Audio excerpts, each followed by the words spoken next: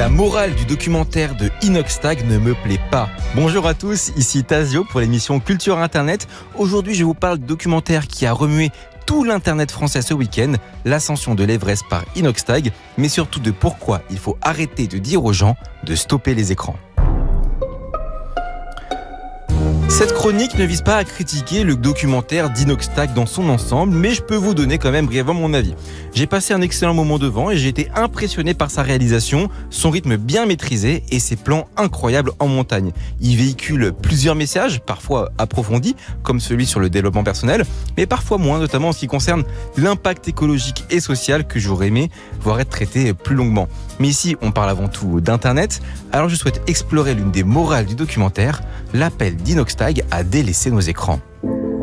Avec ces 5 mois de déconnexion, je me suis rendu compte qu'on n'avait pas toujours besoin d'être connecté et scotché à nos écrans.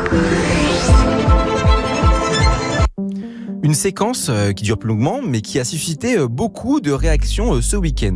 Un youtubeur dont le gagne-pain repose sur l'engagement de ses millions d'abonnés sur les écrans nous incite à nous déconnecter, et le tout en partenariat avec Orange. Est-ce que ce serait pas un petit peu culotté ? PTDR, t'es qui ? C'est une question que beaucoup se posent et j'avoue avoir eu ce réflexe aussi au départ. Globalement, je suis lassé du discours anti-écran omniprésent, que ce soit Gabriel Attal voulant combattre la soi-disant addiction aux écrans ou même le teaser de Toy Story 5 montrant des jouets déprimés face à un enfant et son iPad. Les discours contre les écrans sont partout en ce moment, mais je pense que c'est l'un des combats les moins bien menés. Qu'entend-on par écran ? Télévision, téléphone, ordinateur et même les pubs dans les gares, tout ça c'est des écrans.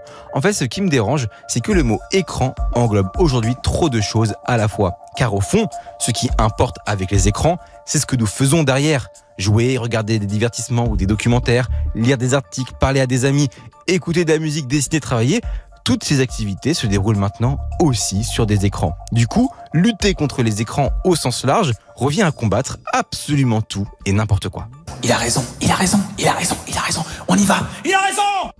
Mais Inoxtag n'est pas bête, il n'a pas vraiment voulu dire ça parce qu'il le sait, il a grandi à l'ère du numérique. En fait, ce qui s'est passé, c'est qu'Inoxtag n'a simplement pas réussi à nommer concrètement le problème qu'il voulait cibler et qu'il porte un nom, le doomscrolling.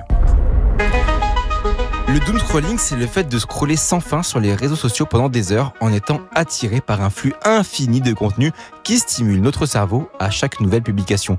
TikTok excelle dans ce domaine et d'autres plateformes l'ont copié parce que ça nous fait rester plus longtemps sur leurs applications. C'est un véritable fléau aujourd'hui qui affecte notre capacité à nous concentrer et à éprouver du plaisir. Léo Duff l'a bien expliqué dans sa dernière vidéo. Une vidéo qui vous aurait initialement fait beaucoup rire n'est plus aussi drôle parce que vous en avez regardé 50 autres avant. À un moment, il devient très difficile de ressentir du plaisir. Mais vous êtes peut-être à un swipe de la vidéo qui va vous faire pleurer de rire. Tout comme un joueur compulsif et potentiellement à un mouvement d'être millionnaire. Vous êtes addict à la possibilité d'une récompense. C'est un problème réel créé par la conception même des réseaux sociaux. Pourtant, trop souvent, il est réduit à une simple lutte contre les écrans. Et des problèmes liés au numérique, il y en a plein d'autres, comme les bulles de filtre par exemple. Alors pourquoi Inoxtag n'a-t-il pas nommé clairement le problème ? En fait, je peux pas lui en vouloir. Peu de personnes dans les médias arrivent à identifier clairement les vrais problèmes liés au réseau. Il est plus facile de généraliser en invoquant la lutte contre les écrans par manque d'éducation au numérique. Les décideurs politiques n'y comprennent rien, une tonne de journalistes sont eux aussi totalement largués sur ces questions, ça nivelle par le bas nos débats et ça rend les critiques souvent superficielles. C'est grave car sans une identification précise des problèmes, nous ne pourrons pas les résoudre efficacement. Nous risquons de viser à côté par manque de compréhension du numérique ou bien de punir à tort des millions de personnes qui utilisent leurs écrans de manière constructive.